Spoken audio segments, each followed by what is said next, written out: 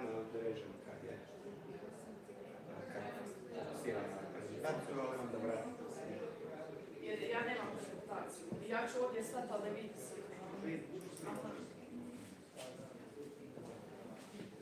Ništa vidi koliko sam ja to ispravila među vremenom.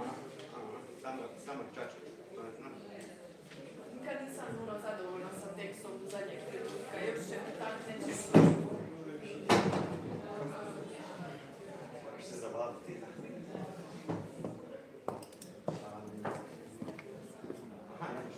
Nemam.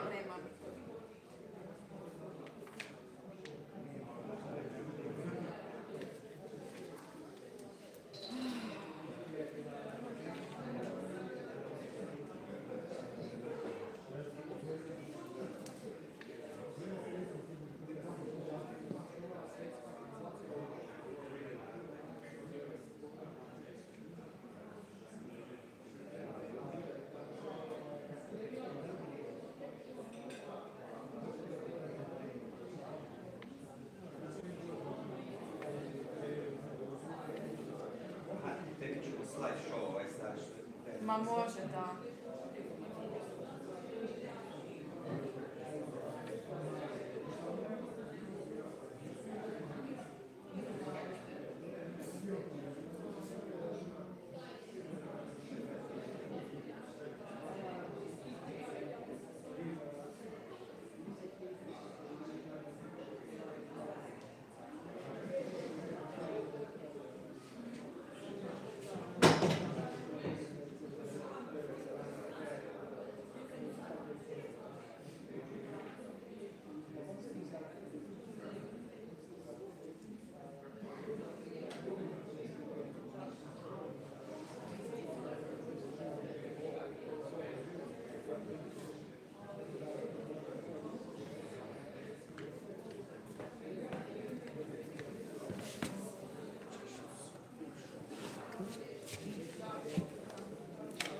Da, znam, kužim kaj govoriš.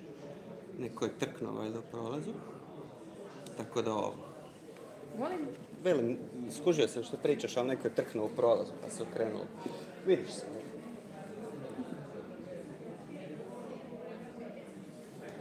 Ko je online? Da, Samo jedna osoba. Bile su 3. Ali pisalo je na kraju, kad sam zaustavio snimanje, da je 15 view-a bilo. Još malo pa ćemo dobivati.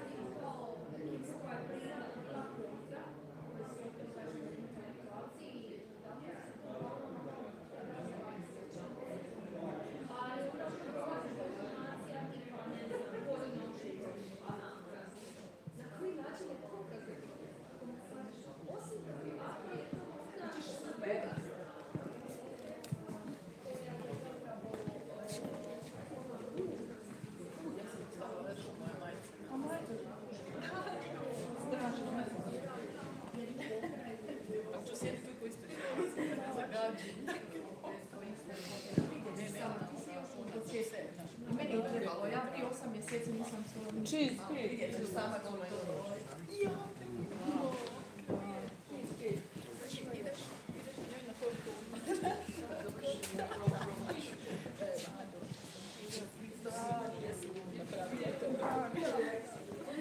Jako je dobro.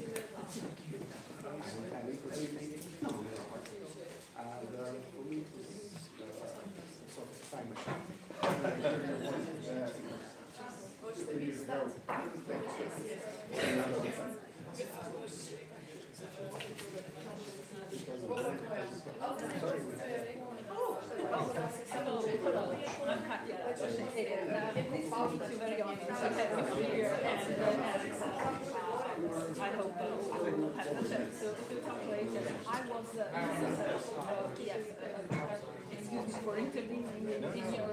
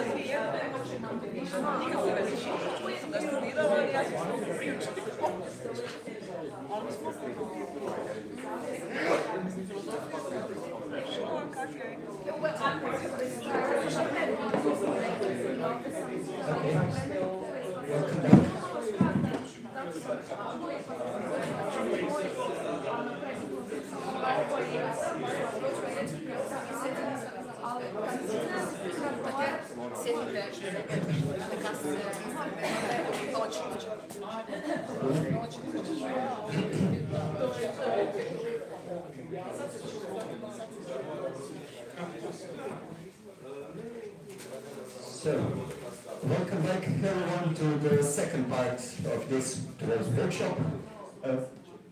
Okay. So, first presenter in this part will be Maja Perić. who is the Senior Research Assistant at the Croatian Institute of History.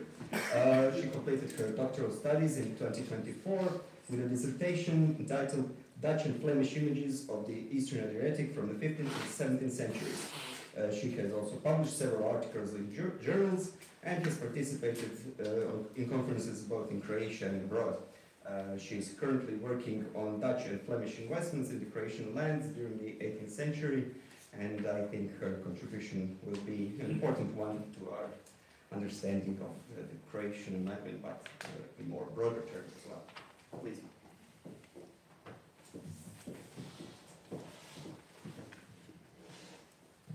First of all, thank you all for being present, so numerous, and I'm actually honored for being the first project member today to speak about my research within the project.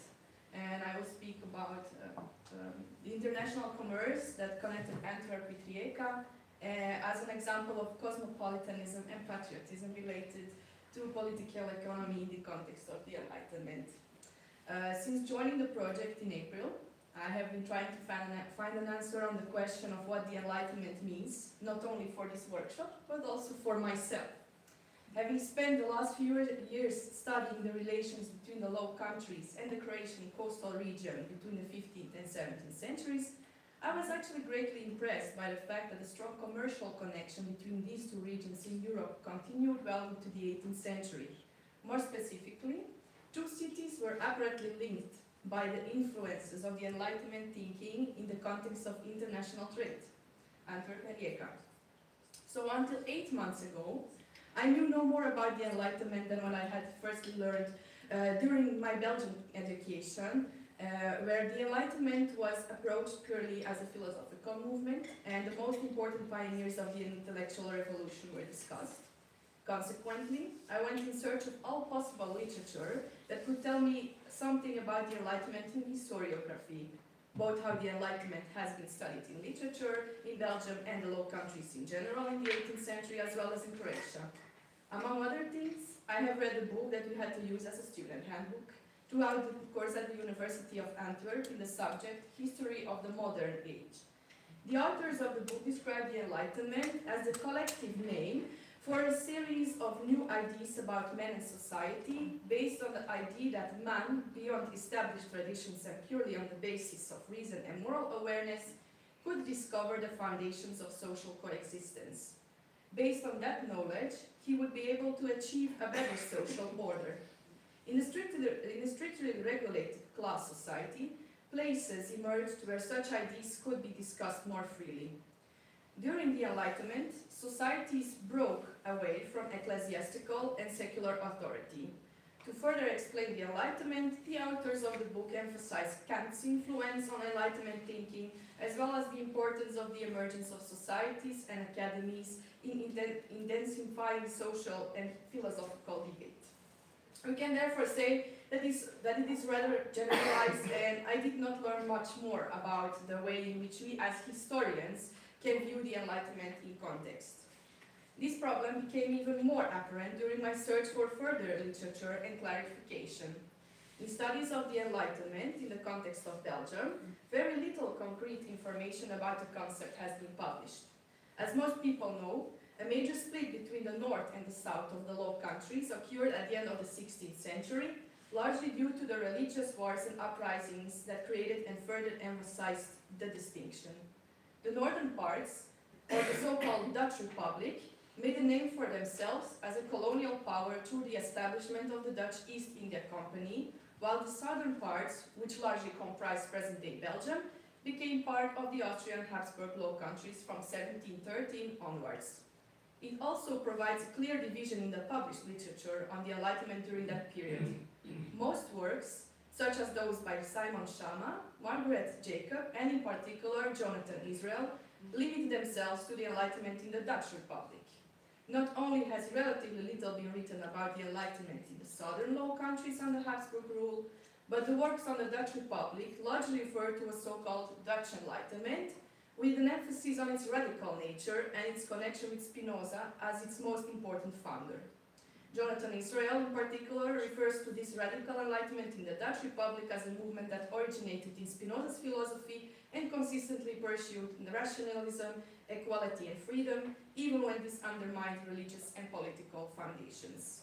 It is therefore an enormously structuralist approach, because Jonathan Israel explains the Enlightenment on the basis of underlying structures of ideas and long-term philosophical fault lines rather than individual thinkers or events. It only further demonstrates how little attention has been paid to the Enlightenment from a contextual perspective and how it is actually described in rather abstract terms. I encountered a similar problem when searching for literature on the Enlightenment in the Croatian historical lens, and the lack of attention paid to the Enlightenment in Eastern Europe in general is something that many historians in this region struggle with, and which emphasizes the importance of this pioneering project for the Enlightenment in the Croatian historical lens. Fortunately, there have been some historians who were also highly critical of structuralist approaches to the Enlightenment and contributed to more contextualizing perspectives. As already mentioned by our both keynote speakers, Franco Venturi can be considered the one who gave the onset to this new approach. It also clarifies how the connection between Antwerp and Rijeka, in the context of the Enlightenment, may fit into Venturi's thinking. For Venturi, the Enlightenment is a political and social reform project centered on economic modernization, administrative and political reforms, social change, and the restructuring of knowledge and education. The Enlightenment is more than just an abstract philosophical phenomenon. Venturi argues that the Enlightenment saw trade and economics as means of connecting humanity and reforming society, both within one's own country and in the global community, and describes this concept as a political economy that was transnational and transcended borders. In this way, he also attempts to move away from the purely Western ideas that the Enlightenment could not reach other regions in Europe and that they were lagging behind in this respect. Within the concept of political economy, with the aim of improving society, there is a balance between cosmopolitanism and patriotism. For Venturi, cosmopolitanism can be understood as the idea that people are part of the universal community of reason and humanity, and that they are all global citizens who feel connected not only to one nation or monarchy, but to all of humanity. According to Venturi, in the context of the Enlightenment, this is linked to patriotism. This can be understood as a desire of these global citizens to reform their own society in the name of these universal ideas of the Enlightenment. Venturi's views have also inspired our keynote speakers in their own work. They build on concepts such as improvement and progress, which are based on values such as rationality, utility, and public welfare for society as a whole, but which are shaped by local political contexts. Other scholars, such as our dear guest, Professor Robertson, further developed Venturi's main points of view and added how the Enlightenment demonstrates, on the one hand, how there is a certain international connection through the circulation of ideas, and on the other hand, how it takes shape at the local level through specific social, economic, and political circumstances. In a concrete representation of the Enlightenment, as explained by Venturi, Professor Robertson made a comparison, as we have already heard, between Scotland and Naples, and in this way he attempted to show how the Enlightenment also takes shape outside traditional centers such as France, and how both societies, despite being so different from each other, deal with the same issue due to the political economy and interests of international trade that connected them. Robertson concluded that both regions embody enriching, context-specific forms of the Enlightenment with different institutional challenges but similar intellectual ambitions. The Enlightenment is therefore not uniform, but rather the local context determines how Enlightenment ideas are applied, interpreted, and transformed. Furthermore, the balance between cosmopolitanism and patriotism depends on historical circumstances and the institutional structures within societies themselves.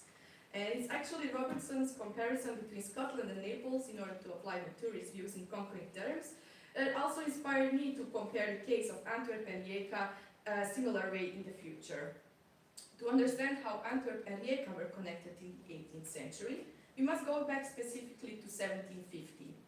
Although negotiations had been taking place for several years prior to this, on the 1st of October 1750, a charter was issued with the consent of Maria Theresa, establishing the so-called Privileged Company of Trieste and Fiume.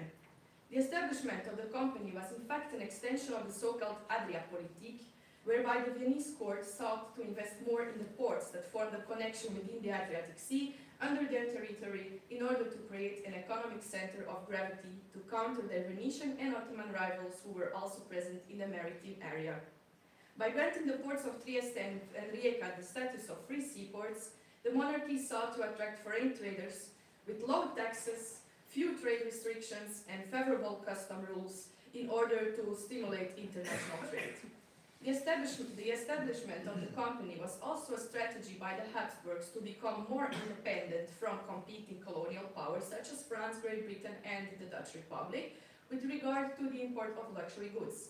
In fact, this brief overview already shows how Venturi's enlightenment is brought to the fore in the form of reforms and economic progress. The political economy in Habsburg thinking is clearly visible.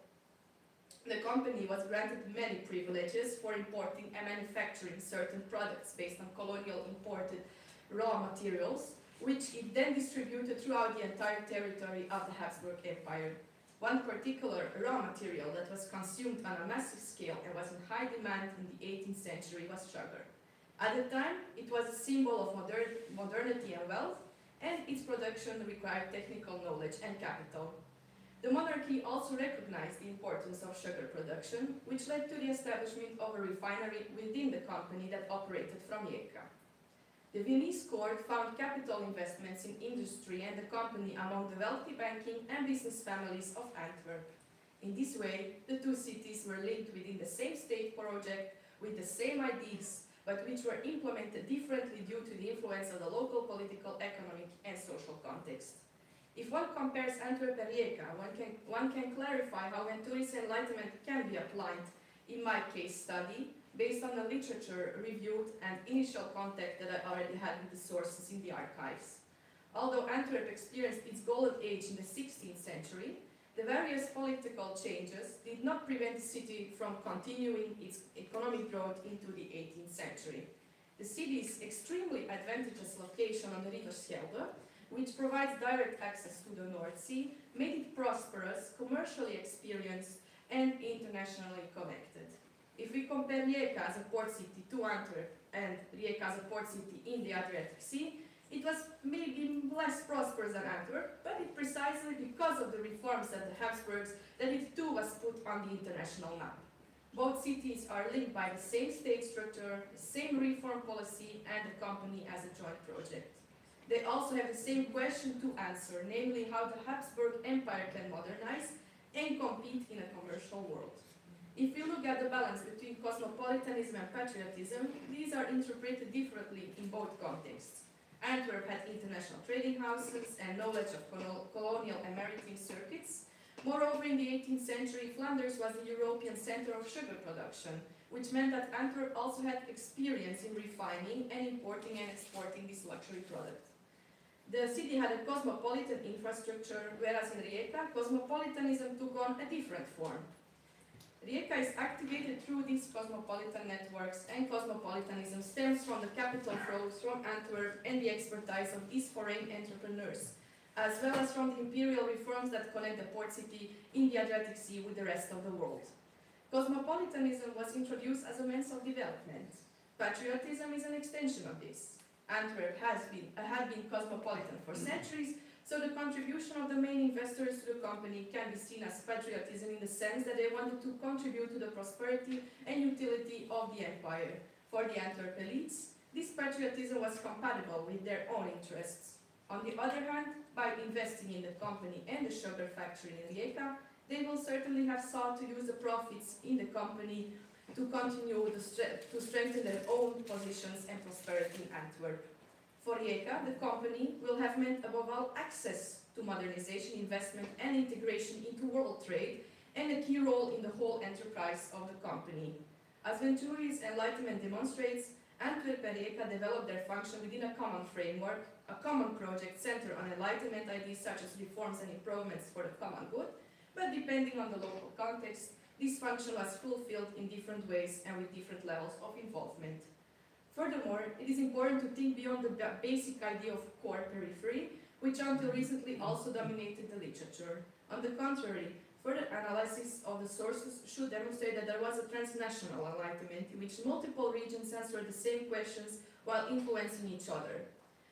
Antwerp and Rijeka are not merely core and periphery, but hubs in a transnational network of circulation where local circumstances determine which knowledge, expertise and initiatives arise and which are adapted. The best way to study the circulation of these Enlightenment ideas of improvement, change and modernization for the common good is through correspondence. After all, within these networks of circulation, there were actors who engaged in dialogue with like-minded intellectuals about certain aspects, giving certain ideas the opportunity to be adapted to the context. The correspondence between the various actors in Rijeka, Antwerp, Brussels and Vienna can reveal the tensions, adaptations and innovations of those ideas. By analyzing the correspondence, we can find answers to questions such as how did the Flemish perceive this region within the broader European context? How did they view the role of Rijeka? How did the various individuals interpret Maria Theresa's economic cameralist policy? On what grounds were their financial expectations, specifically anticipated profits, established? How was technical knowledge adapted to local constraints? How did actors see no problems related to capital, labor and transport? Or how do actors construct arguments to obtain or maintain advantages? How are decisions changed? Did the circulation of knowledge advance patriotic objectives, or was it motivated exclusively by material considerations? By analyzing the correspondence, these nodes can be identified and we can see exactly the intermediaries were and how broader Enlightenment concepts were articulated. Although the analysis of the correspondence constitutes the next step in the process, I've already been able to reveal some aspects of this new approach to the Enlightenment and the circulation of ideas. And I will therefore end my presentation by citing one of the most important documents in which the establishment of the company is decided. And Maria Teresa writes, after several other arrangements and regulations that we have made with these aims in mind, we find it appropriate for the greatest benefit of our said kingdoms and provinces to promote the establishment of a trading company, which by uniting its strength, knowledge and care will strive under our protection and under our auspices to develop the various branches of necessary and profitable commerce. It clearly shows that the Enlightenment, as Venturi argued, can be interpreted as a transnational connecting social and political commitment, emphasizing reforms that have the prosperity of society as a whole and their primary goal, but the ideas being adapted and transformed depending on the context. Thank you very much.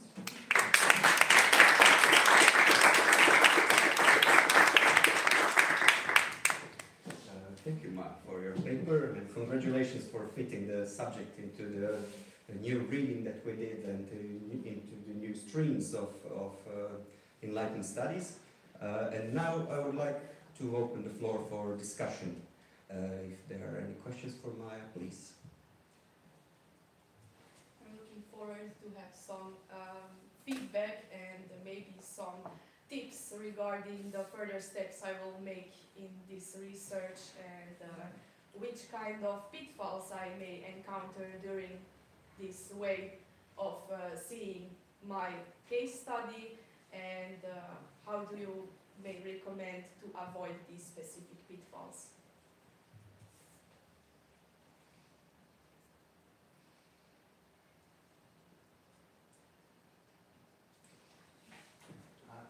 I think that was, it was a really interesting, very coherent. It made me think, what kinds of comparisons could one run? I might help just by reading, as it were, to suggest questions. What's particular about this case is that it has a common, I think the political framework matters, because they're both operating within the Austrian Habsburg monarchy, and that gives a framework where they can function relatively freely. But if one was to think of other commercial enterprises, what kinds of comparisons one could have, and these are not within the same political framework. Say Glasgow and Bordeaux. There are now quite considerable literatures, both older and newer, on Glasgow as a mercantile community. profiting enormously, greatly from their ability to participate post-Union in the North American trade. It's tobacco, it's definitely the plantation trade, and it's a direct involvement, therefore, in sales. Bordeaux too, in the French trade. I know less about that, but that has one comparison. But another question would be, you said, I think you told me yesterday that Rijeka was a free port. Yes. Would be to think about Rijeka in relation to Livorno, or Leghorn was the English colony, which was also a free port. Yes. And just what a free port means, I've never fully understood what a free port actually meant in practice. But thinking about Rijeka historically as a free port, presumably the company, the charter for the company meant that Rijeka was no longer exactly a free port if the company has privileges. It was still, so during the establishment, so Rijeka became a free port in 1730, I think. Yes. And when the charter was issued in 1750, Rijeka stayed a free port. And even in those documents I have analyzed, those I didn't see anything yet, not a lot yet. And in the newspapers I've analyzed for a particular paper regarding this research, I found out they still mention Rijeka as being a free port, and it still enjoyed these specific privileges regarding freedom in taxes or customs and etc. So during the establishment of the company and during the functioning of the company, Rijeka was still regarded as a free port.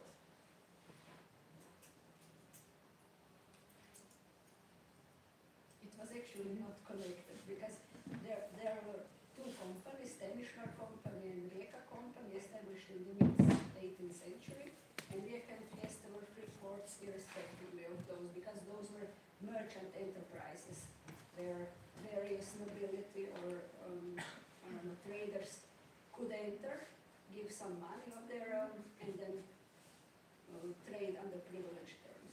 But it was not connected to Rijeka and Trieste and their status.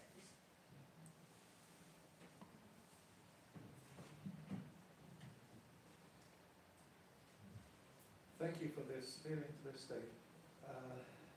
I spotted that you mentioned actors several times without being specific about who the actors are, and I would be very interested, and I think it's very important for you to map out the dynamics of the negotiations between actors locally in Vienna. I mean, how far this is top down, how far is this bottom up, what initiatives are arising, as it were, from the ground, local merchant community versus imperial government.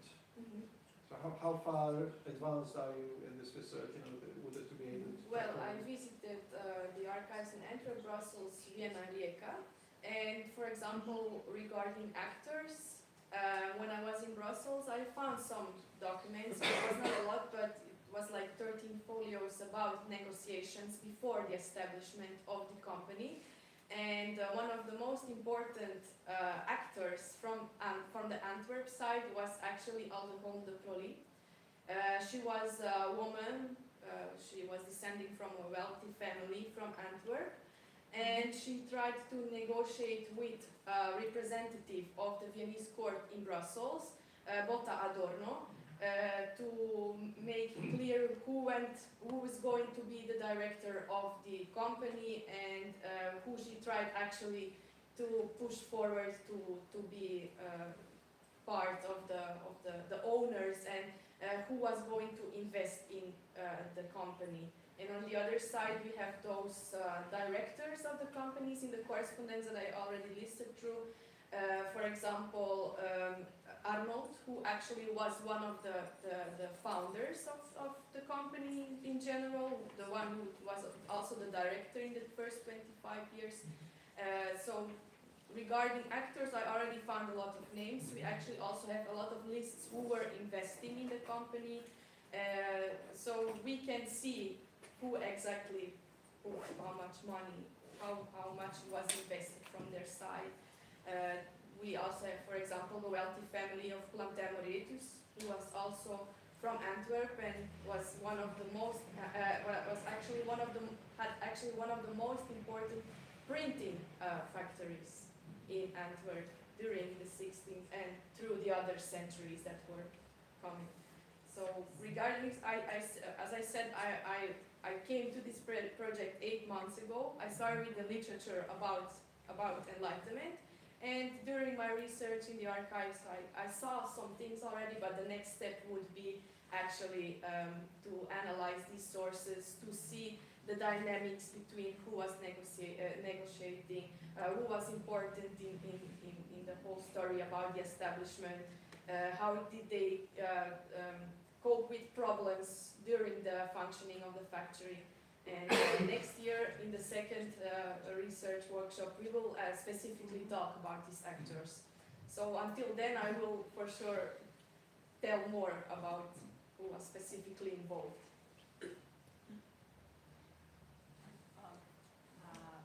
Do you know already if the Hungarian governors of Rijeka or any political structure at that time in Rijeka was involved as well?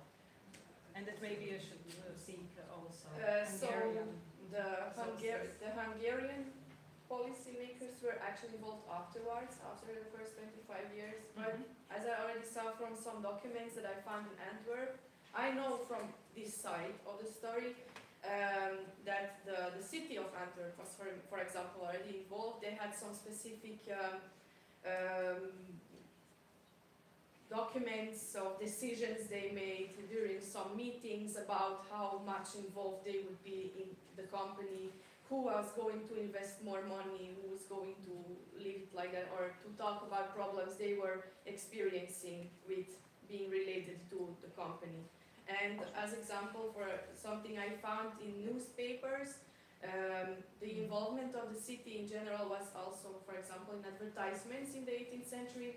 They were actually selling shares of the company and trying to attract other people to be involved inside of the investments of the company. So, but regarding the involvement of the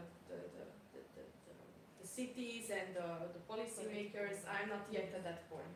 Yes, because they could be both Hungarian and Italian, given the aspect of Rijeka's policy in the second part of in the last quarter of the century at least.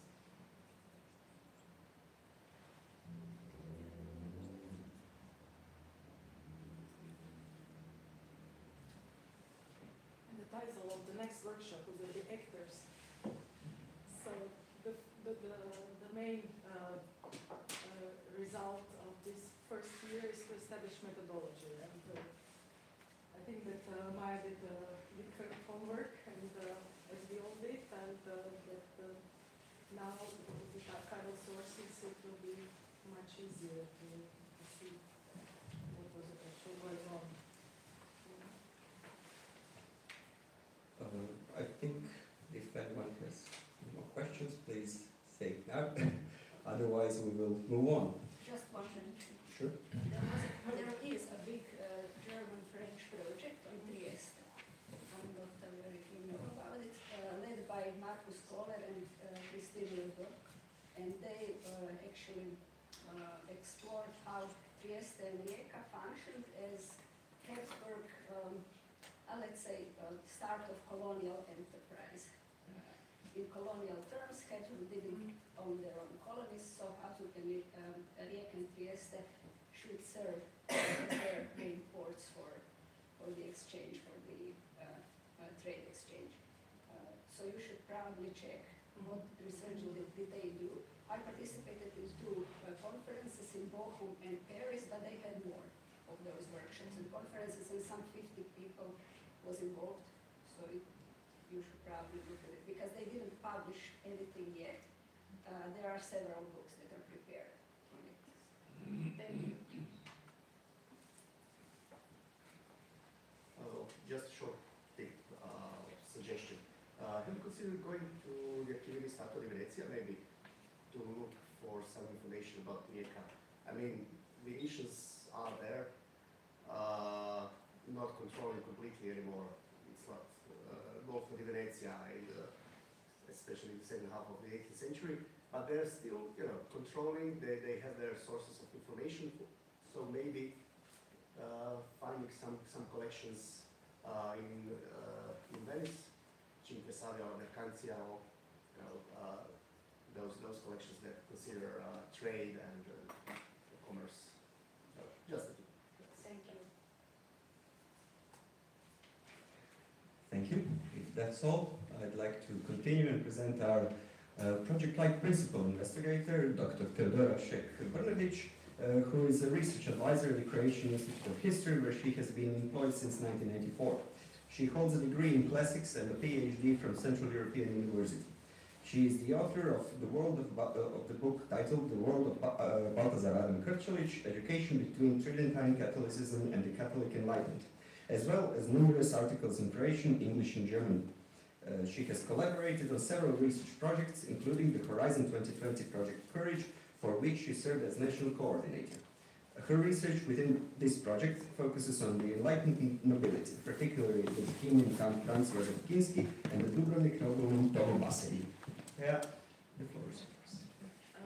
Because I have some problems with coughing. I have some.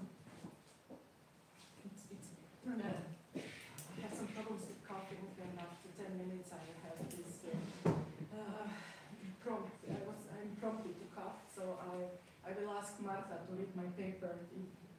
We will proceed more smoothly, I think. So thank you, Martha, for giving me a voice. I would just like to apologize in advance in case I mispronounce some of the names, because this is prima vista. So, the nature and scope of the Enlightenment remain deeply contested among scholars. Was it a single, coherent movement, or a loose web of local variations? Should we view the Enlightenment as exclusively Western phenomenon, or can its intellectual and cultural hallmarks be traced across Europe, including so-called peripheries like Croatia and Bohemia? These dilemmas were at the heart of my inquiries after completing my master's research on the Zagreb canon Baltazar Adam Krčelić, who advocated for the reforms of higher education in Banal, Croatia, and my doctoral research on Count Franz Josef Kinski's proposals on educational reforms of Bohemian nobility and Austrian officer education.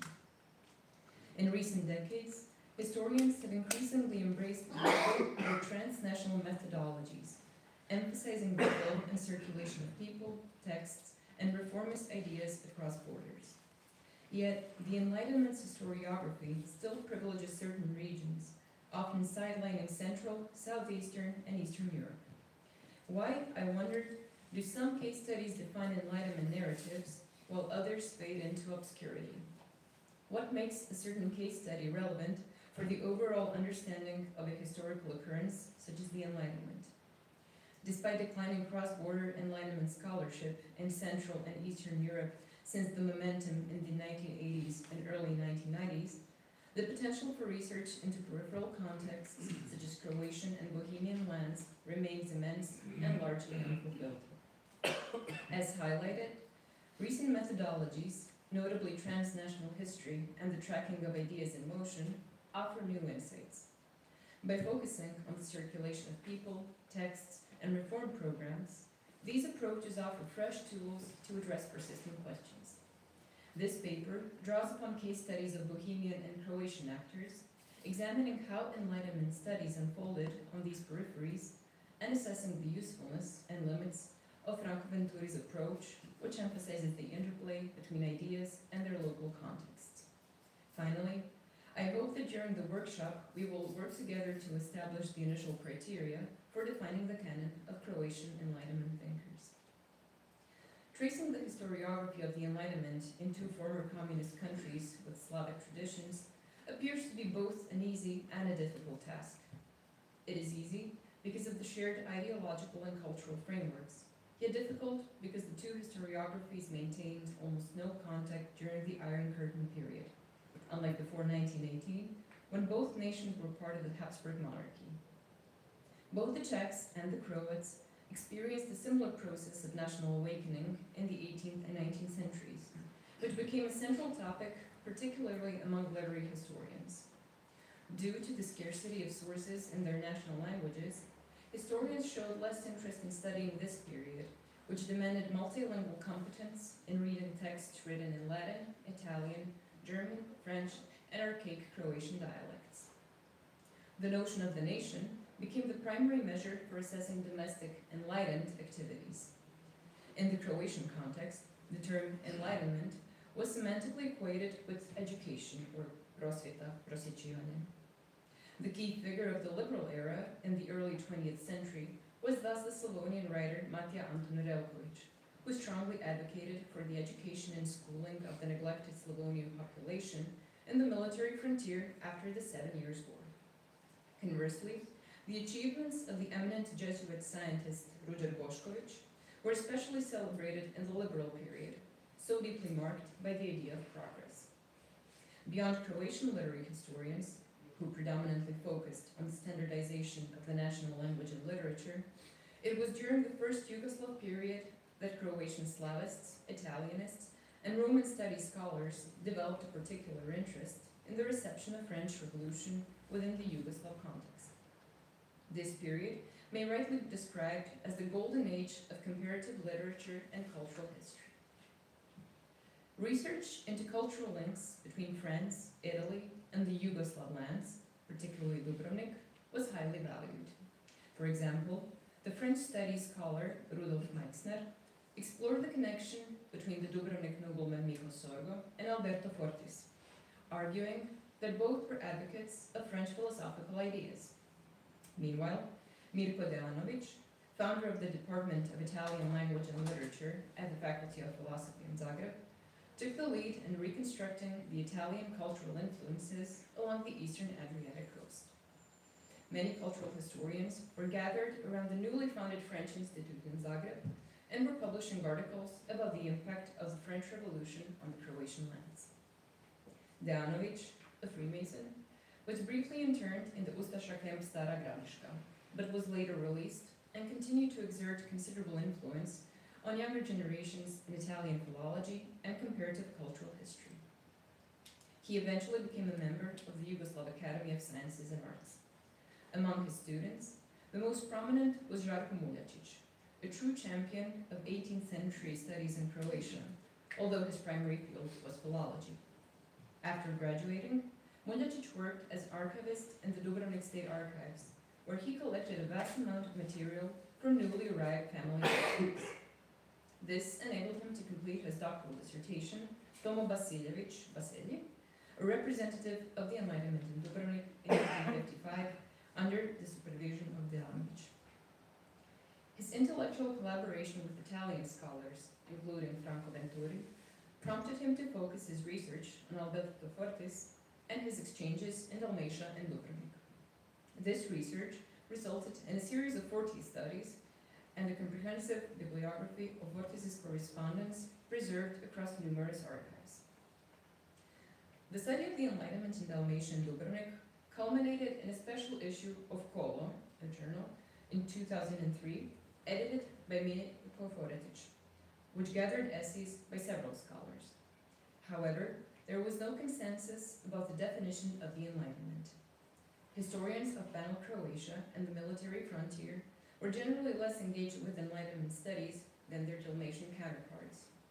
The second half of the 18th century was viewed primarily as a precursor to the Croatian national revival or Illyrian movement. Finally, Croatian historians never participated in the renowned Matrafjord colloquia organized by the Hungarian Enlightenment Research Group led by Bela Kupeci and Eva Balázs, with the sole exception of the French studies scholar Gabriela Vida, who attended the sixth colloquium in 1984. By contrast, 18th century Bohemia formed a relatively unified territory, apart from losing large parts of Silesia in 1742, allowing for synthetic treatments of the Czech Enlightenment. Historians like Bedřich Slavik and Mikuláš Taj highlighted the region's unique dynamics. Slavik distinguishing the provincial Enlightenment of Bohemia and its tensions with Vienna, while Taj emphasized the transformative effects of the Josephinian reforms, including patents of toleration and the abolition of serfdom, as emblematic of Enlightenment impact. A turning point came in 2011 with the publication of The Enlightenment in Bohemia, Religion, Morality, and Multiculturalism by the Voltaire Foundation. This volume reframed the study of Bohemian Enlightenment, shifting the focus from questions of national identity to broader ethical issues, highlighting, for instance, the tension between philosophical ethics and traditional moral theology across various institutions such as universities, learned societies, and Masonic lodges. However, the collection was also marked by pronounced presentist orientation, exemplified by Jonathan Israel's emphasis on modern values, including democracy, equality, liberty, and tolerance, as the standards by which the Bohemian Enlightenment's achievements were assessed. In 2020, historian Daniela Tinkova undertook the ambitious project of writing a synthetic magisterial trilogy titled The Enlightenment in Czech Lands. Its publication coincided with the 240th anniversary of Maria Teresa's death, and in the following year, 2021, with the 240th anniversary of the Triple Revolution initiated by Joseph II, the issuing of the patents on censorship, on tolerance, and on the abolition of serfdom, which collectively symbolized the advent of modernity in Czech lands.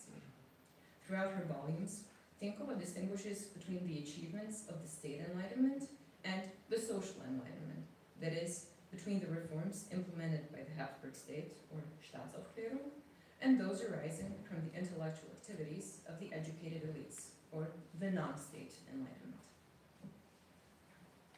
In my opinion, Franco Venturi's interpretive model offers a powerful lens through which to approach the debate over the Enlightenment's unity and diversity. Venturi describes the Enlightenment as an intellectual movement animated by creative tension.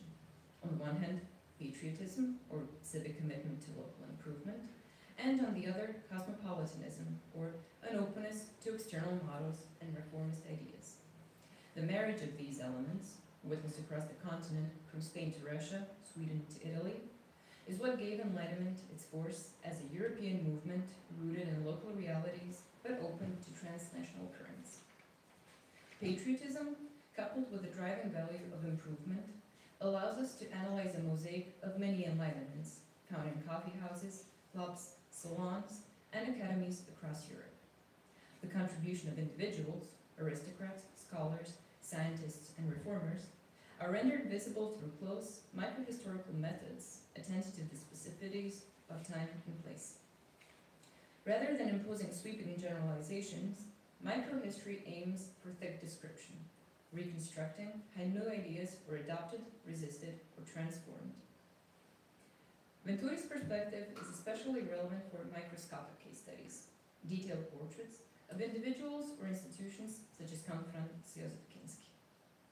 By paying attention not just to the content of ideas, but also to the social or life worlds in which they circulated, researchers can appreciate the significance of little enlightenments in local contexts and their interaction with broader reformist currents.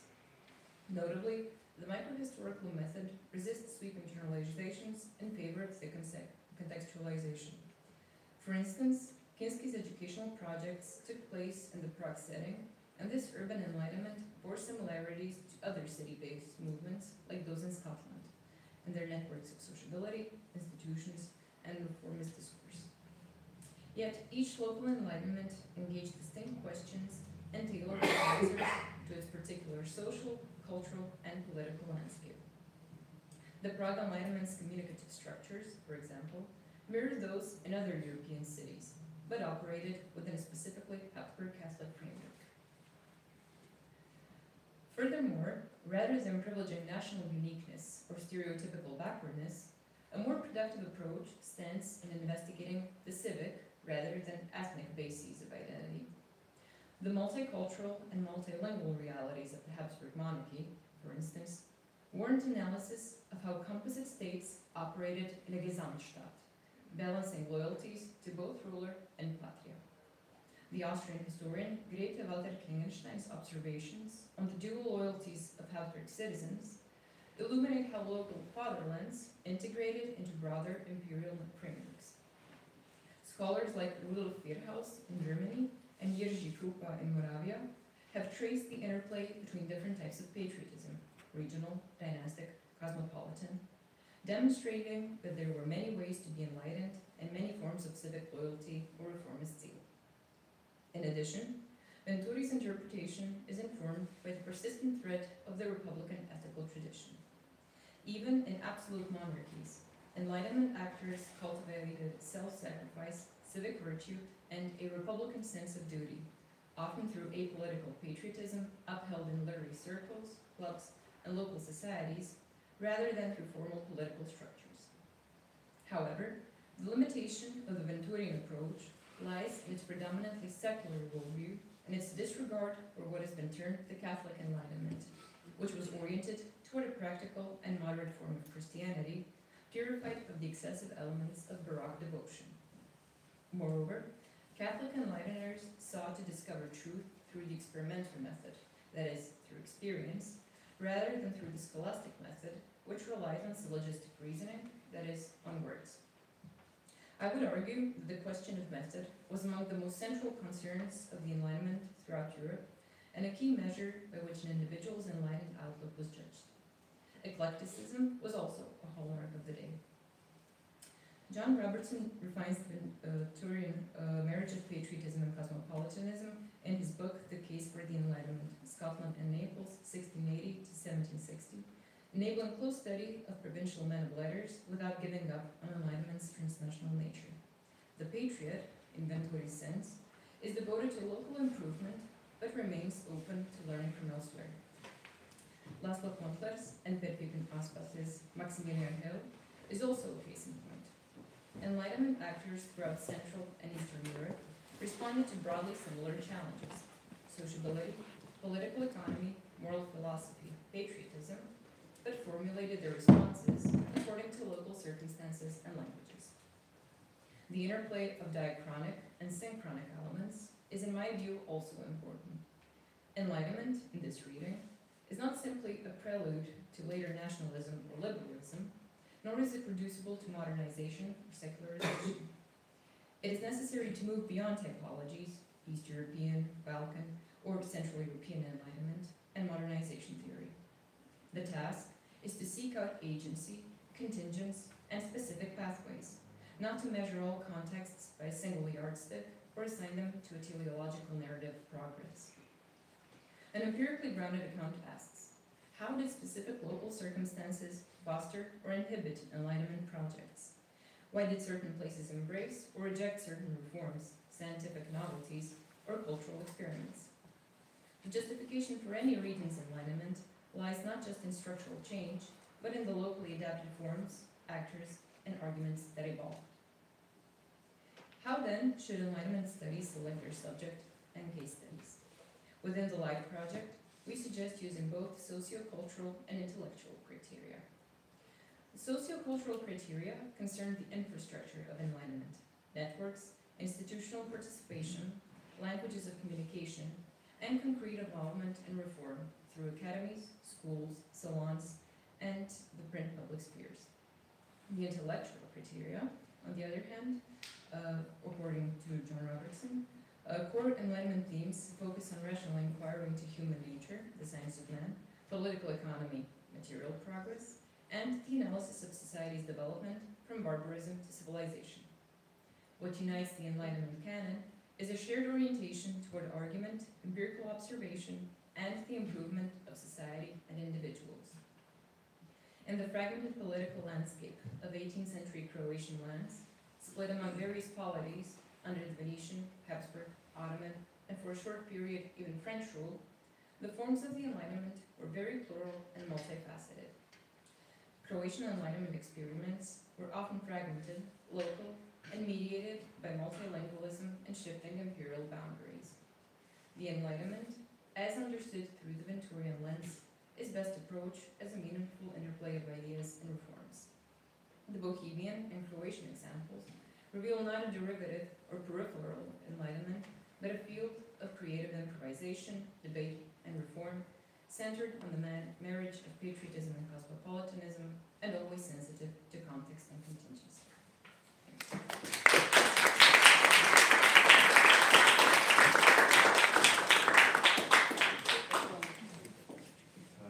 Thanks.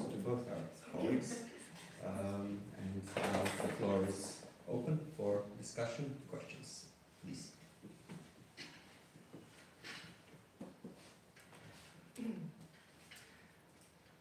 Well, maybe as a moderator, I could ask a question. It feels as if there are many spheres where we could approach enlightenment in defining the enlightenment. And to go back to the establishing of a canon, I was wondering what would be the criteria? It feels as we already need some sort of consensus what enlightenment is in order to pick the classic texts. How could we avoid this sort of a circular definition? What would be the criteria, the primary criteria of picking those texts, in your opinion? Thank you. My paper was about that. My paper spoke about this criteria. But as I said, the first step is to prepare the texts and to see what they're about, to analyze the language, to make a close reading, and then to decide. I mean, it's not only about enlightenment, it's about anti-enlightenment. We will have that. I mean, the reaction to new. That was my sub-question. Yeah. The reaction is very interesting because this means that in these surroundings, in these areas, people were not just conservative. They felt threat from what was coming. And then if they react, then we are sure that although we don't have the other side, maybe. We don't see these people who are on the other side. For example, for me it's very interesting that in the sermons, in the 18th century sermons in Zagreb, the preachers are talking about enlightened people in Croatian, rasvećeni. So those who consider themselves enlightened, and that real, true believers should take care not to socialize too much with them, because they are dangerous. We don't know who are these enlightened rasvećeni.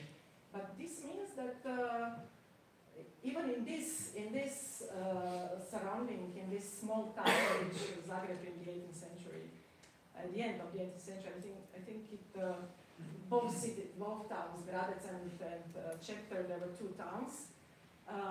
It didn't have more than 3,000 inhabitants, a population of 3,000. Rijeka was much bigger, Rijeka was over 5,000. In comparison to Naples, so like villages, let's say. Very small surroundings. But still, we can see the presence of different people, the circulation of ideas, and of course, this is the area in the 18th century. The Ottoman threat is diminishing. The border becomes stable, and many people saw. Not only merchants, but also those who were just speculating with trade. They found their chance here. So it was like Wild West. And people could make good money, profits, with grain trade, with new possibilities of earning money. And so even this small village, small town can somehow reflect what was going on in Europe. So my point is that every case study is precious. So we should not somehow, okay, it depends on the historian's craft, how somebody will present a case study, but there shouldn't be important and less important case studies. So this is my opinion. Thank you. Anyone else, please? We will prove that. We will prove that. So, Matea, in the first part of your paper today, you mentioned some literary historians, like Danovic, as I remember, and I had the impression that they do much more for in searching enlightenment than historians itself. Could you a little bit say something about that to our guests? Maybe it will be interesting to hear it. So, yeah. Why do you think about Danovic? No, Danovic, as I mentioned earlier, Danovic was a Freemason, and that was important. So he was really interested into the reflection and the origin of the revolutionary ideas, and at that time, I mean, Croatian cultural history, like Josip Horvat, they were all more interested in the Illyrian movement in the 19th century, in the nation. They were not interested in relations, and this is what Italian studies scholars and Roman studies scholars were doing. They were searching for connections. Historians were not doing this. They just wanted to explain the Croatian cultural history in continuo. So they were not looking outside, and especially at the time of the first Yugoslavia, when this was crucial to confirm the identity of Croats that belonged to the West and not to the East. And they had a different agenda, political agenda, let's say. And I think that these Roman scholars were more relaxed. They were more, I think that many of them, they were also members of this society for the studies of French Revolution.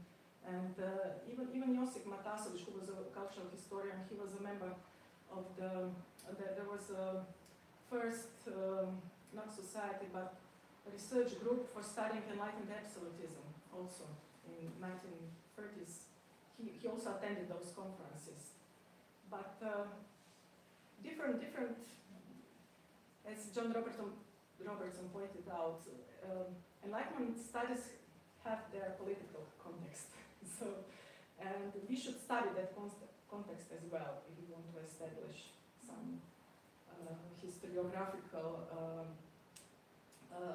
continuity or discontinuity. It's always about the context.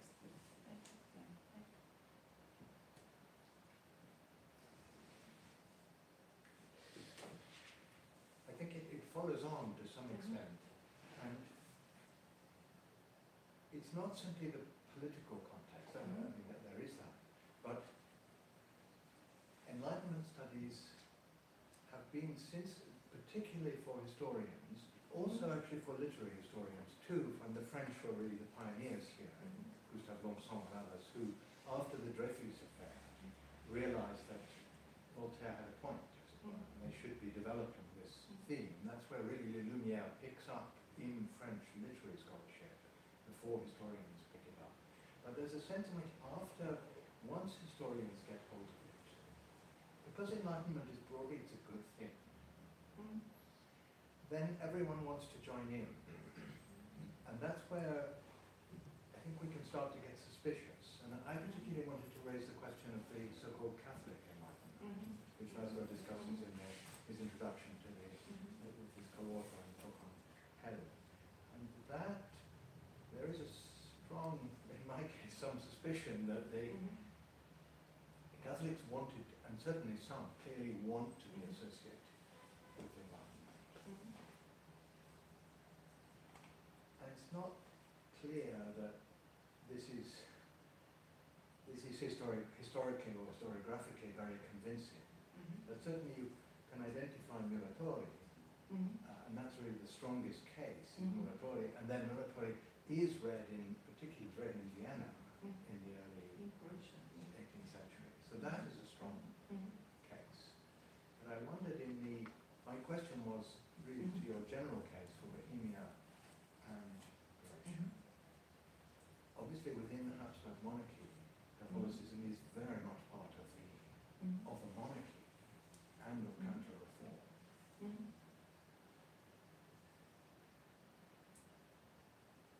what extent is it, do you think, something that, as it were, Enlightenment in those lands has to deal with, or at least step aside from?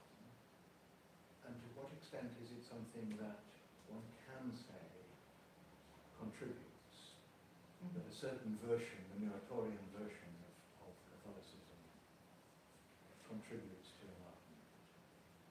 How do you hold the line between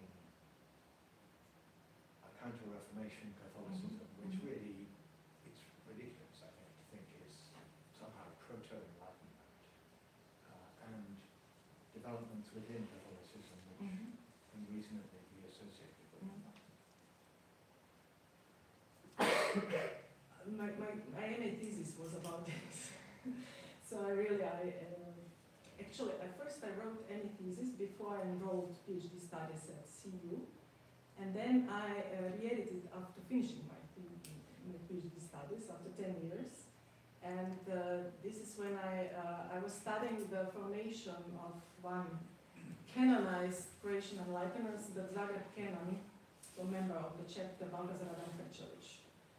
He was already canonized because he's most famous for writing in Latin a diary of Croatian social life here in northern Croatia in the period between 1747 to 1763. And he was actually exposing what was going on here, and he became the main enemy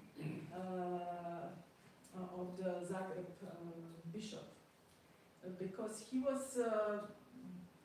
thought it's about the education and schooling. So the Croatian Zagreb chapter had the seminars in Bologna and in Rome and in Vienna. So future priests, the best, they would be trained in Vienna and in Bologna.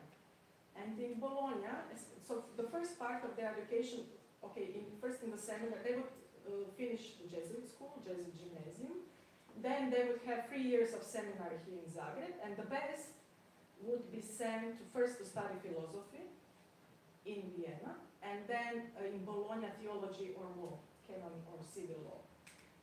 So, and this canon, Baltazar Adamkačević, he was one of the stars, intellectual stars, and he also did this. And when he came back from Bologna, he was imbued with Muratorian thinking. So in his library, I could find all the books by Muratori, both in Latin and in Italian. And the first thing that he did as a parish priest was to write a small book on how women shouldn't be dressed in the church. So the main point of Reformed Catholicism in a Muratorian way was to somehow purify Christianity, to bring back, so to bring back inner devotion. So this was a struggle against outer forms of devotion. So to make faith more internalized. And it was, so there is always, and he can be really canonized as enlightener because he says from himself, I'm the first one who introduced the eclectic method into teaching my pupils. He was a private teacher. He was teaching the nobility's sons at home. And he was, even because of his ideas, and he was exposing the secrets, because as a historian he thought he had the right to write about everything. And he exposed the secrets of the chapter and the bishops, and they were not, the bishop, Frane Tauce, was not happy with it, and they set up a political court case. So he was sued as he had a process. And well, he was right. There was a... It was a political process, and he was even charged for sodomy, for different things, for thief, for stealing, for spending too much money, and it was really very humiliating for him. So he was exposed as the one who raised his voice against what was going on. And I think that it's clear, I don't want to go into many details, that such a figure can be considered as, he doesn't say for himself he's enlightened, but he collects, Nikola Škrlec was his student, he collects these groups of same-minded people, students around himself, and they are preparing the next step, the reforms. In his library they are talking, and they, in one speech, because some speeches are preserved and can be found in the National Library, they say for themselves that they feel different because they were educated abroad. So in this sense, I think that we can talk about Catholic Enlightenment directly. And he was also, he was hoping to be next bishop, and he was very disappointed that Maria Teresa didn't appreciate his services. because he wrote even some reform programs how to change the government and administration in the Croatian kingdoms after some peasant uprisings. And this was also one of the reasons why he was persecuted here. He thought that he had the right to talk publicly and to expose himself. So I think in this sense we can't talk about, okay, on Ruđer Bošković. Ruđer Bošković is a Jesuit. You can't say that he was enlightened. He was a famous scientist, he was appreciated by Voltaire, he was appreciated in London, he was appreciated, but I can't say it's, the Catholic Church was enlightened, but there were some groups, people, also that, in all other cases, not all Scots were enlightened, not all, I don't know, French living in Paris were enlightened, so we just want to make these people visible, so this is the main aim of this project. And not only them, but also those who reacted against them. This is also interesting. And it's not only the ones that reacted, but who move around in a universe which is one way or another enlightened, can be described as belonging to the Enlightenment, but they are not people of the Enlightenment. I mean, I wonder whether being a great man of science and being appreciated by Voltaire is sufficient for styling someone as a man of enlightenment. I mean, Hell was not an enlightened person by any standard. He frames himself and he contributes to a world defined by values, practices, ideas of the Enlightenment. Institutions, patterns of communication, modes of scientific thinking, while he himself cannot be less enlightened than it was. Talking about moving around, circling back in a way to what I was saying towards the end of my talk, how do you bring together people and locations is, I think, an extremely important aspect of what you are ambitious to do. And I'm wondering how important Zagreb as a location, as a village, as you put it, is it from the point of view of the framing of the Croatian Enlightenment? I mean, much of the Enlightenment in all of the Habsburg provinces takes place in Vienna. Isn't Vienna a more important place for the framing of the Enlightenment in the Croatian lands or the Croatian Enlightenment than any other which is physically located over here? And the same about Greek Orthodox, Serbs, etc., etc. I mean, it's there that they have their publishers, their schools, the people who are writing the textbooks. It's not anywhere in the borderlands. Same about the Hungarian nobility. Schools like Kinski's and the Hungarian Guards and Fireflies, etc., etc. It's created in Vienna. And then the physical mobility, which you spoke about, we talked about it a little bit in the break. How individuals who move around between these locations connect the spaces and connect the specific institutional, infrastructural, and other elements that are characteristic of them. They pick up something here which they try, and these are taking place in these confined regional spaces, replicating, as it were, the communication and the ferment of ideas that occurs as a result of these famous travels into the temples of enlightenment in the West, and then they bring back home something. The same thing happens in a much more confined local space. This is what we were trying to do with Pepin in the Hell book.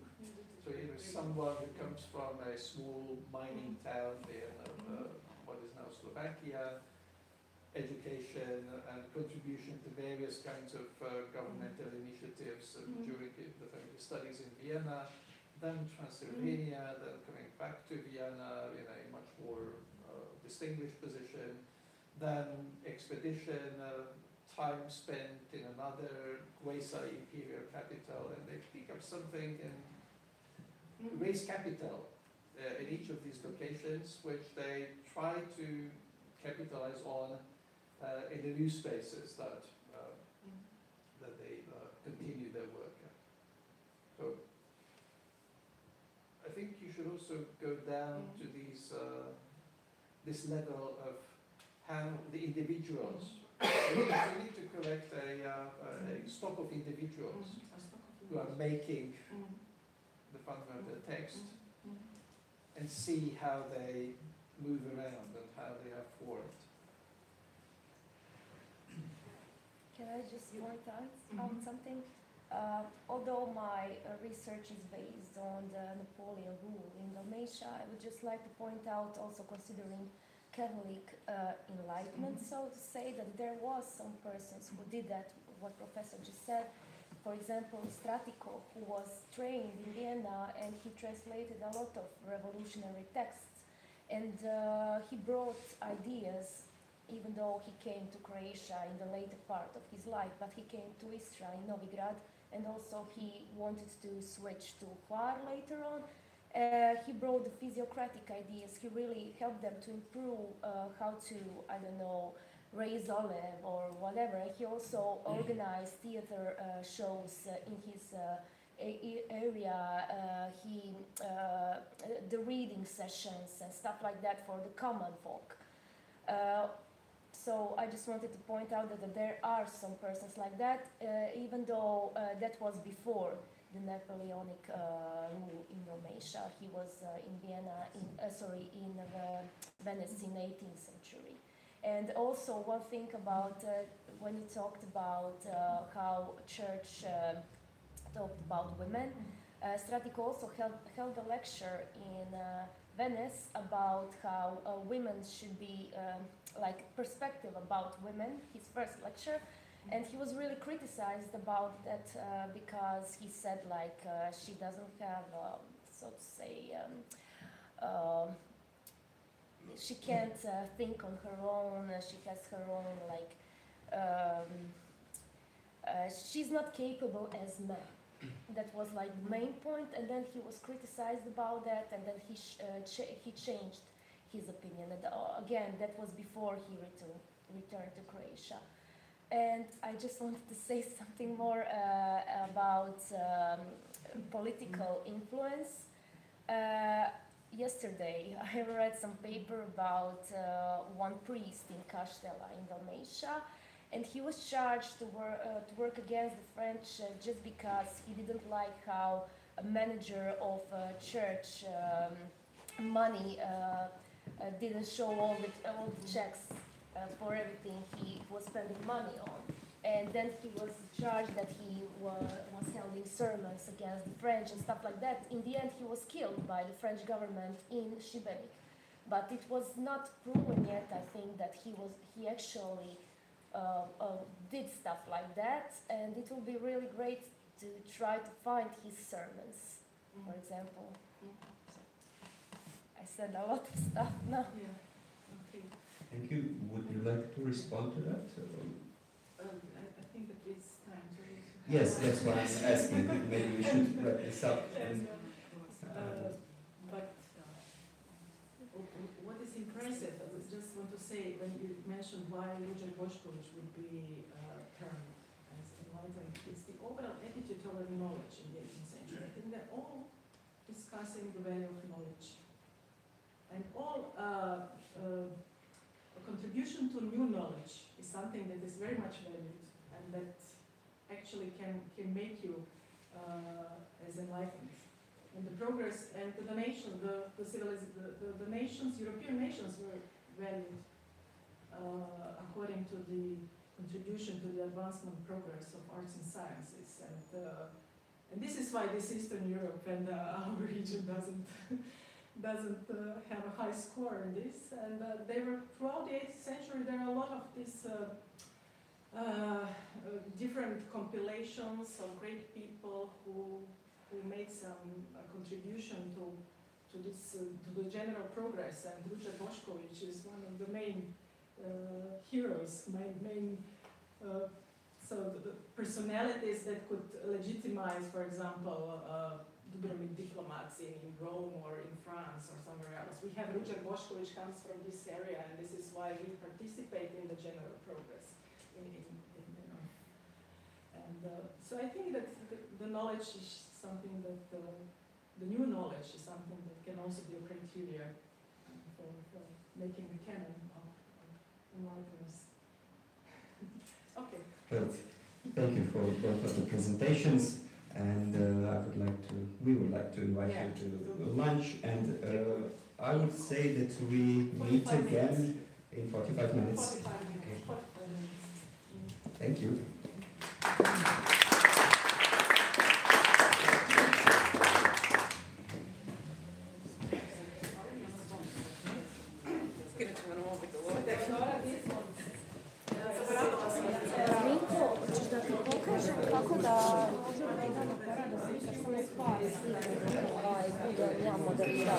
Ajde, pitaj film.